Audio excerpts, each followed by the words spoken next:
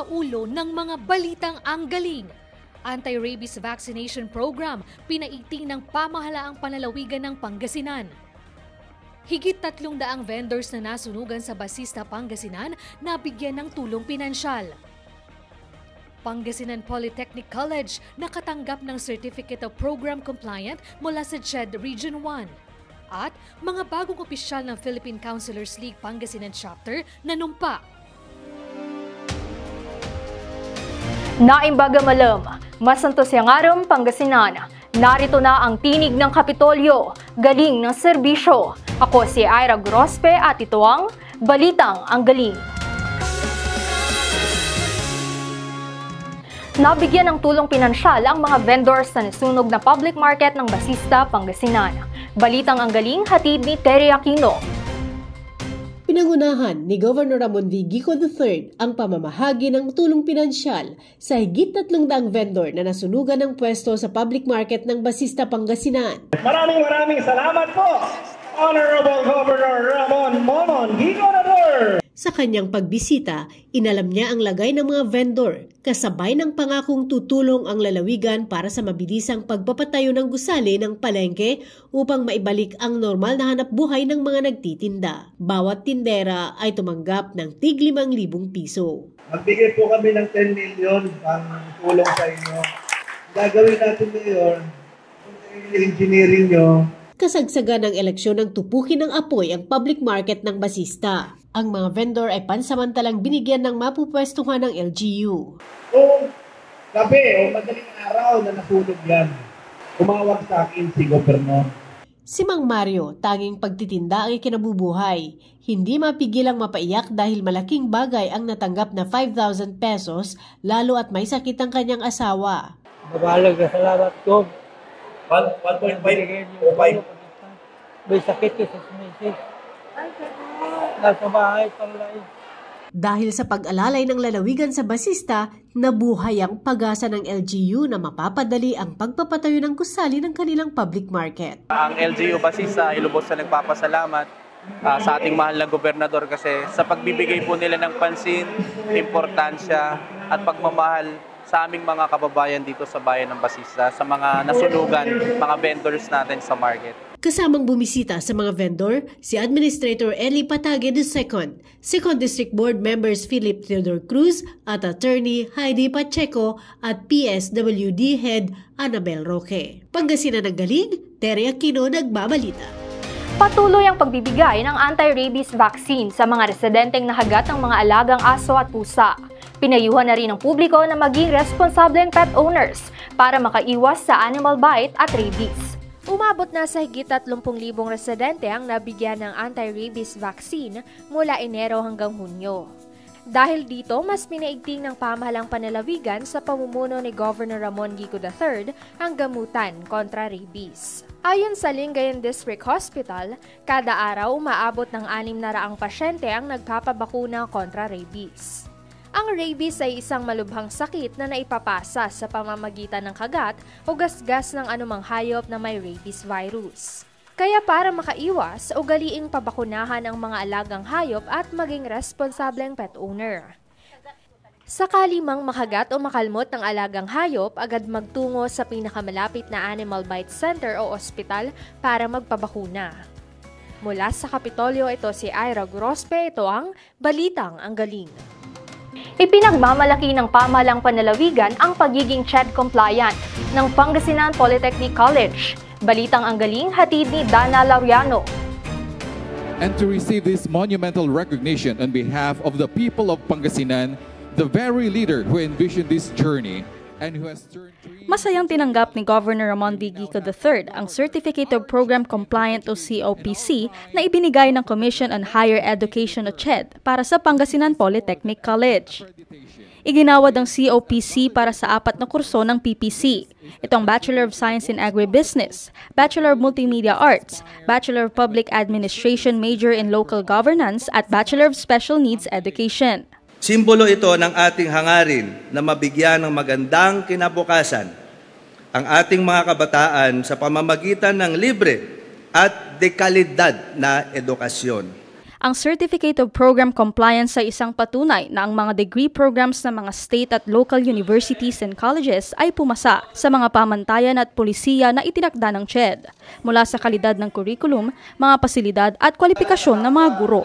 Mahalaga ring requirement ng COPC para sa mga kursong kinakailangan ng licensure examinations. Nasa higit 700 scholars na ang libreng nag-aaral sa PPC at madaragdagan pa ito ngayong taon. Kinumpirma rin ni Governor Gico na sisimulan ngayong taon ang konstruksyon ng 4-story building na may 34 na classrooms sa Lingayen Campus. Patuloy tayong magsusumikap na palakihin pa ang Pangasinan Polytechnic College upang mas marami po tayong matulungan na kabataan na gusto pong makapagtapos ng kolehiyo sa buong lalawigan ng Pangasinan.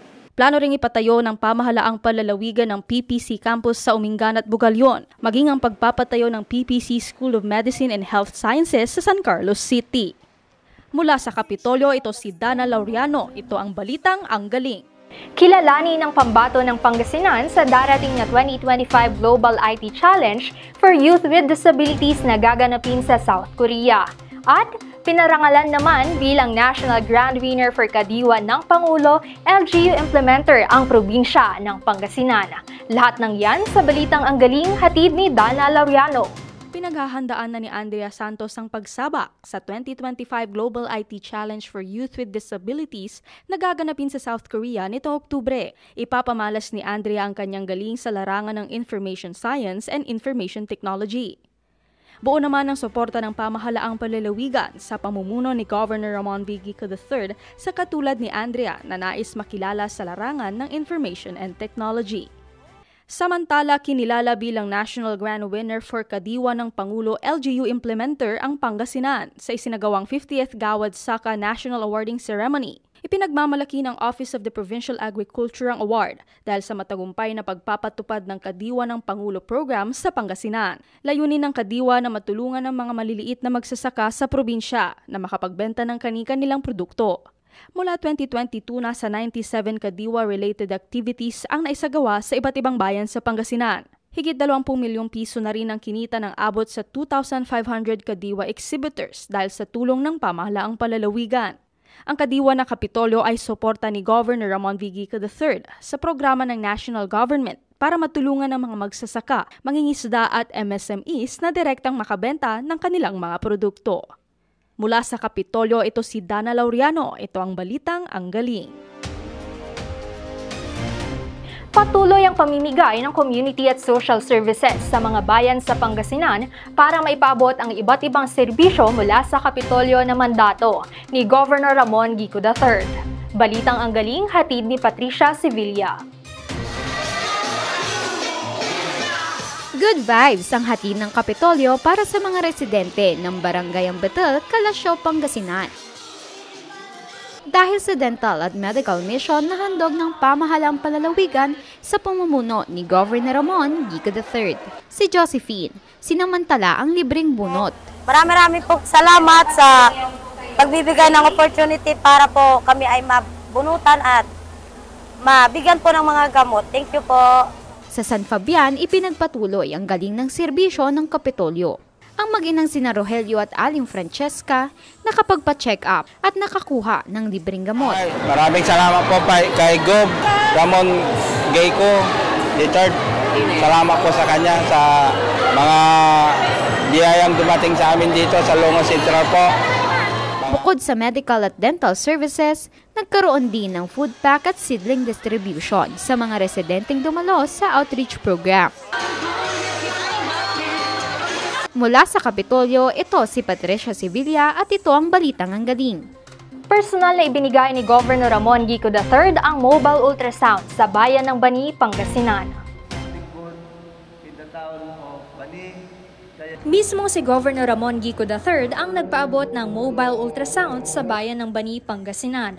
Ang nasabing medical equipment ay magagamit ng Municipal Health Office upang maihatid ang serbisyong pangkalusugan sa mga residente sa Bani. Matatandaan na prioridad ni Governor Gico ang kalusugan ng bawat Pangasinense. Kaya patuloy ang pagbili ng pamahalang panlalawigan ng medical equipment na makakatulong para mas mapabuti ang pangangalaga sa kalusugan ng mga residente sa probinsya. Mula sa Kapitolyo, ito si Ira Gorospe. Ito ang Balitang Ang Galing.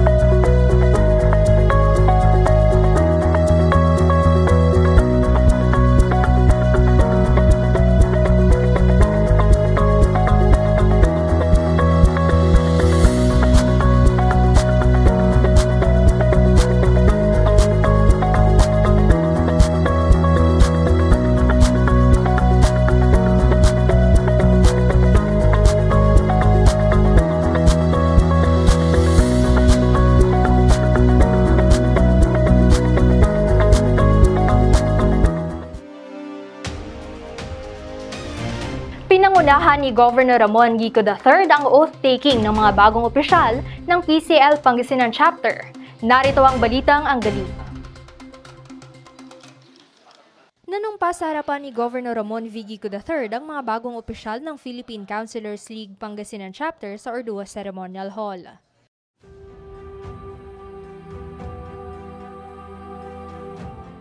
Umupo bilang bagong interim PCL President si Councilor Kimberly Banderlipe ng San Fabian, Pangasinan. Interim Vice President naman si Councilor Jalen Alipio ng Binmalay, Pangasinan. PCL Pangasinan Chapter ang magsisilbing boses sa lahat ng mga konsehal para mapagtibay at mapalakas ang bawat lokal na pamahalaan sa buong probinsya. Mula sa Kapitolyo, ito si Ira Gorospe. Ito ang Balitang Ang Galing. Nangako ang pamahalang panlalawigan sa pangunguna ni Governor Ramon Gico III na bibili ng palay sa mga magsasaka bilang tulong lalo't bumaba ang farm gate price. Balitang Ang Galing, hatid ni Patricia Sevilla. Pinaplano ng pamahalang panlalawigan ng pagbili ng palay sa mga magsasaka matapos bumaba ng 8 pesos hanggang 10 pesos kada kilo ang farm gate price na mas mababa sa production cost na 15 pesos kada kilo. Ayon kay Governor Ramon Gico III, unang makikinabang sa procurement project ang abot sa 1,500 miyembro ng Corporate Farming Program. Maglaan po tayo ng pondo upang yung ating tinulungan sa corporate farming ay mabigyan tayo ng subsidy o tayo mismo ang bumili sa tamang presyo na hindi naman sila manipid. Ayon sa Office of the Provincial Agriculture, target masimula ng palay procurement sa wet cropping season sa buwan ng Setyembre o Oktubre. Nakatakdang bilihin sa presyong 17 pesos para sa fresh palay at 22 pesos naman para sa dry palay. Ito kasi ma'am, ang isang concern po dito ni Gov para matulungan po yung mga magsasaka natin na mabilihan sila sa presyong mas mataas. So ang nakapropose po, ang fresh harvest po ay 17 pesos sa computation namin at ang dry po ay 22 pesos. Ilalaan sa mga ospital, provincial jail, relief operations at feeding program ang mga bibilhing palay o bigas. Layunin ng pamahalang panlalawigan na talagang matulungan ang mga magsasaka na maibenta ang kanilang palay sa mas mataas na presyo kumpara sa farm gate price. Mula sa Kapitolyo, ako si Patricia Sevilla at ito ang Balitang Ang Galing. Mahigpit na tututukan ng Pangasinan PDRRMO ang disaster preparedness at rescue operations sa anumang sakuna lalo't panahon na ng tag-ulan. Narito ang Balitang Ang Galing.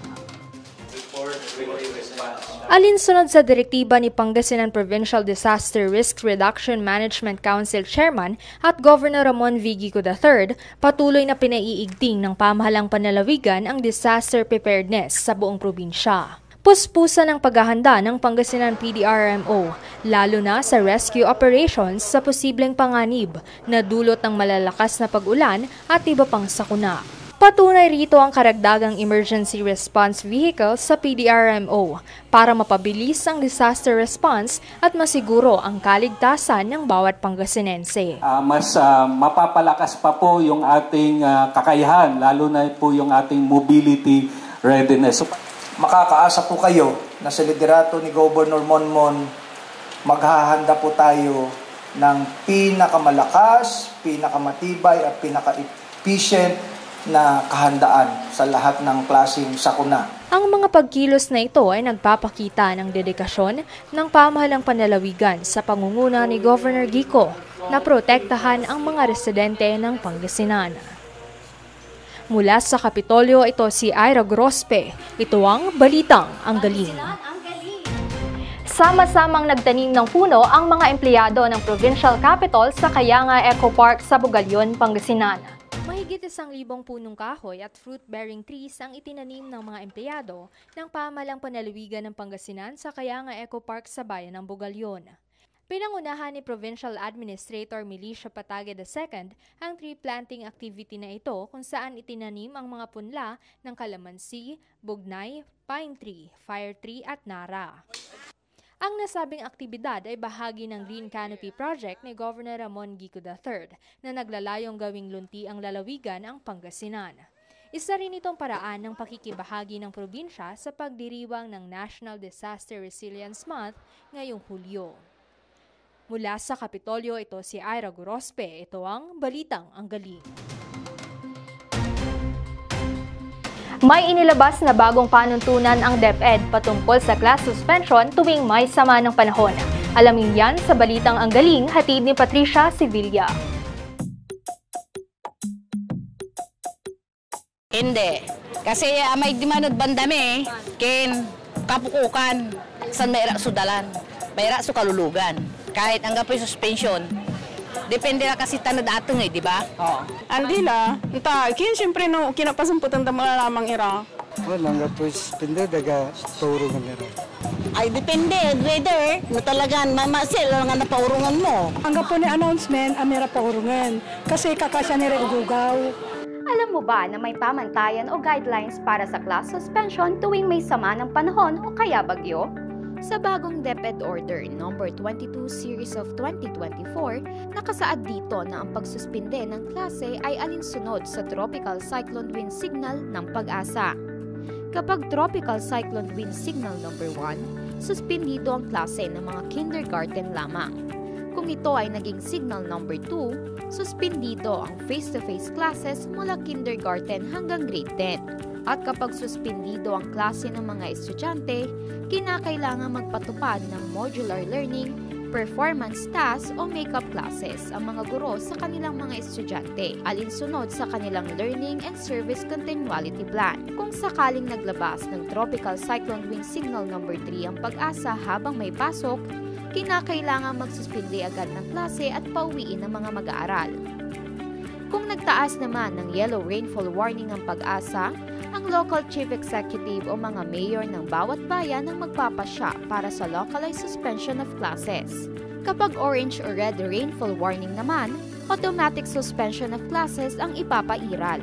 Kaya pinapayuhan ng mga magulang na maging alerto at makipag-ugnayan sa DepEd para sa anumang anunsyo tuwing may bagyo upang masiguro ang kaligtasan ng mga anak sa loob man o sa labas ng paaralan. Inirekomenda rin ng DepEd na sundin ang guidelines na ito ng mga private schools sa lalawigan. Mula sa Kapitolyo, ako si Patricia Sevilla, ito ang Balitang Ang Galing. Kinikilala na ngayon sa international market ang bangus karage dahil na rin sa tulong ng pamahalang panlalawigan ng Pangasinan. Balitang Ang Galing, hatid ni Terry Aquino.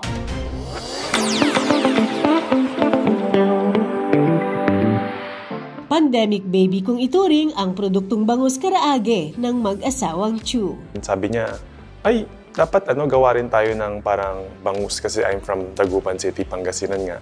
Kaya't ang mga natigil na trabahador ni Neil dahil sa pandemic, niyaya niyang tumulong para umpisahan ang negosyo. Try natin to, pasok ka sa akin kasi meron kaming ginagawang ganito. Parang dalawa lang sila. Sa love nagsimula ang negosyo. So hindi kung ano-ano. Yung halal hasip namin, it's through IFEX 2024. We get a client from IFEX 2024. Siya yung nagpa-accredited sa amin sa Dubai. Dahil sa determinasyon na pasukin ang mundo ng international market, ilan pang mga produkto mula sa ipinagmamalaking bangus Pangasinan ang sinimulan. For the upcoming year 2025, ito na inaabangan ng lahat. We have bangus gyoza, Spanish-style bangus in vacuum pack. Dahil sa walang tigil na inobasyon, malayo na ang narating ng kanilang mga produkto. The provincial government of Pangasinan awards this plaque of recognition to Hoyong Food Corporation. Malaki ang naitulong ng International Food Expo at suporta ng lalawigan sa pamumuno ni Governor Ramon V. Gico III at Project Abound na pinamumunuan ni Dr. Arlene Gico at DTI. Thank you to the backbone or the pusher to help this event push work to Governor Vico and Mother Queen, Ma'am Arlene. You just mentioned, kaya yan. Ito yung nandun sa nanalo sa Katha Awards. Ganun. Mas nakilala po yung product namin. Marami bang buyer this year po? Marami. Kada araw, umaabot na sa 1 toneladang bangus ang produksyon ng Napoleons. Katumbas ng paglago ng Napoleons Food ay dagdag na trabaho at pagkilala sa Bangus Pangasinan. Pangasinan ang galing, Terry Aquino nagbabalita. At yan ang mga balitang ang galing. Maraming salamat at magandang hapon, Pangasinan.